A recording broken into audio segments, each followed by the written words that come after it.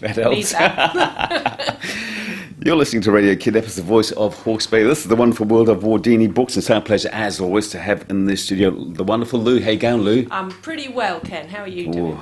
Can't complain. All the better for seeing you, and I suppose you're worn to a frazzle coming up to Christmas. A little bit frazzly. Oh, good on you. Anyway, we've got 3 more great books to talk about, but before we get there, just remind our listeners where Wardini books are. We are 16 Tomato Road in Havelock North and 44 Hastings Street, Napier. Yes, you are. And let's start off with the books, and the first one is Jiffy Cat Detective. By Catherine Chigi, author of, Ken, what was her novel? Oh, gee, it just slipped my mind.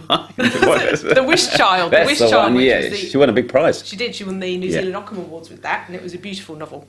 But this one is a children's book, and it is about this little white cat, and he's got one gold eye and one blue. And what's happened in the B family house is that Dad's shoe has gone missing. I've got to go to work, he cried, one shoe is one too few. I have a left, I need a right. The usual number's 2. And Jiffy just sitting there looking quite smug about everything. One blue eye, one yellow eye. One blue, got one golden, I think it's described as. So anyway, it's not in Alice's princess house, unless it's that shoe. She says, "But you've grown." So that little princess shoe is not going to cut the mustard. Jiffy just keeps an eye on everything. He's these clueless, wretched humans. Jiffy knew they'd never find it. Out shopping once, they lost their car while standing right behind it. Yeah, so he's got it all going on in a very superior cat-like way, I would say. Cats are very superior, aren't they? Yes, and this one particularly. So they have absolutely turned the house upside down. And I really like the rhyme. Mm-hmm. Rhyme is hard to do, and she's got the rhymes spot on. She has. No shoe inside the letterbox, no shoe inside the shower. Alice checked the butter dish, while Jiffy checked the flour. Sorry, I nearly said shower again. Anyway, eventually, Jiffy just sighs, rolls his eyes, the gold one and the blue. What a boring fuss about a useless, boring shoe. And gives Alice the nod. It's over that way. And she's like, right, okay, I know. Jiffy's pointing. It's up in the tree. So they go and fetch it down, and this is my favourite page. I do like a good conclusion. So they've got Dad's shoe down. It's mysteriously covered in white fur. Nobody seems to know how that's happened. It will clean up in a jiff, and you can help, she told the cat, as if, thought Jiff, as if, in a very cat-like way. But whilst they're cleaning up that shoe, Jiffy's knobbed off with the other one, so it's all going to start again. Goes round so and I round. think that is a really sweet picture book for children. Probably, you'd only have to be about 2.5 or 3, wouldn't you? I think to sit down and enjoy that. I'd read it myself. Yes. And the next book is called The House of Madam M. Madam M. I was going to say Malcolm M. Malcolm X. Yeah. The House of Madam M by Clotilde Préran. I love the drawing. It's incredible. So this is... Oh, look at that. It's one of those funny books that open up and all that sort of stuff. And it's gruesome, Ken. It's gruesome. Yeah. So if you've got a gruesome kid, I did, my daughter was a gruesome child, then they're going to love investigating the House of Madam M. So, are you lost, says this creature here, who's almost like a macabre-looking griffin, isn't he? Yes. Come on in. Lucky for you, there's no one here just now. Take off your shoes. Shh, be as quiet as you can and be very, very careful. And you're like, ooh. And there's all sorts of things going on. So, a lovely picture of a lovely lady. Get lost. Follow me, I'll show you around. And somebody's beautiful case there with things to fall asleep with, a death knell. What are they?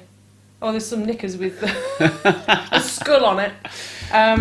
So we go through, and there's just heaps and heaps of things to open up. That's awesome. It's amazing, isn't it? Oh, so it's all very gruesome. Yeah. And it's to do with this appears to be like the fires of hell or something in here. You're shivering, come a little closer, don't be scared. Why don't you warm yourself by the fire? But we shouldn't linger too long, the heat stroke could kill you. We can't have you disappearing in a puff of smoke when there's so much more to see. So it's not, it is a story, but it's an you actually do feel like you're walking through the House of Madam M. In a safe kind of way, because if you were really in the House of Madam M and you opened a drawer and found a skull with a snake going through it, then you might be a little bit scared. And just all sorts of things like that's the Wheel of Time. Look, you've got youth, adolescence, adulthood, old age, winter, spring, summer. And then we get to Madam M's kitchen, which is absolutely amazing. You can go into the cellar and there is some kind of phantom in there. And delicious things to eat, like that roasted bird in the oven, and he seems to be drinking what's coming out the bottom of the sink. So all sorts of gruesome. It is very gruesome. Very gruesome. And there's Madame X's bathroom, and eventually you get to her den.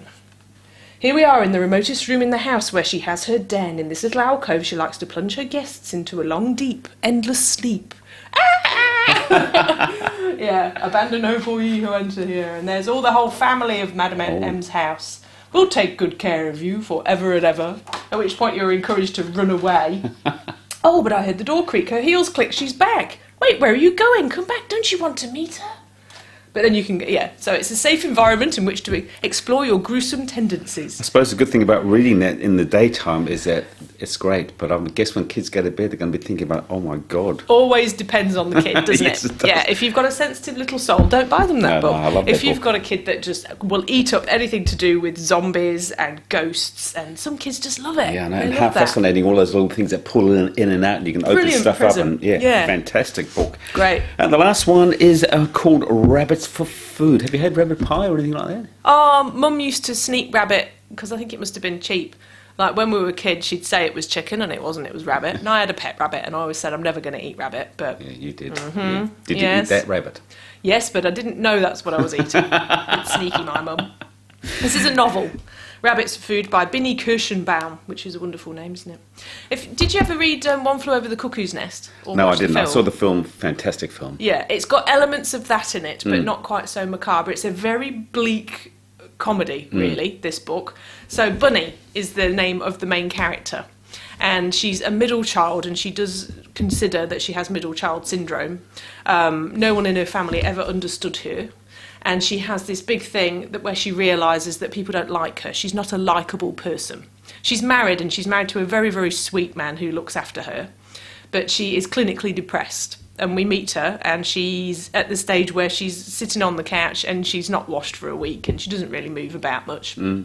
And they are, in inverted commas, looking forward to New Year's Eve when they always go out with their friends. And the husband keeps saying, you don't have to go, you don't have to go. He's clearly scared that something's going to happen if she does go. Yes. And she says, no, I want to go, I want to go. And she eventually does rouse herself from her torpor to get ready. And it's all building up to this evening. And then part 2 is when she's in a psychiatric unit, and it's her relationships with all the other...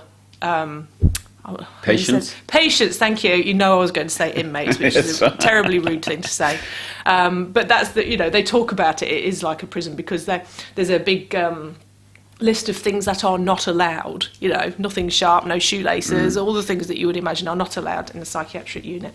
And it's a very strange subject to find funny, but the way it's written is a real exploration into that dark world of depression. And that there are moments of light or amusement, and even when they're not really funny, the patients can see that it is funny, they just don't laugh, Yeah. So it's really about her working through why she is like she is, and I really like the fact that there is a character who's not all sunshine and brightness, and she knows she's not likeable, but some people do like her. Few people do like her, always the way, isn't it? she's not evil or horrible, she's just... speaks her mind. Tell it like it is. Yeah. What do you give it out of 10? Oh, it's a good 9 out of 10. It's a funny one, but I really enjoyed it. Will we be uplifted at the end, or will we go, Depends what uplifts you. I like novels that are about real things. I don't like it all to be sweetness and light, because I don't really believe life isn't like that, No, is it? that's All really the it, isn't it? time. You have moments of joy, and then some of it's mundane. And indeed. And on that uplifting note, Yay! as always, Happy our pleasure. Christmas! Look after yourself. Talk to the same time, same Yeah. place next week. Cool. Cheers, Ken.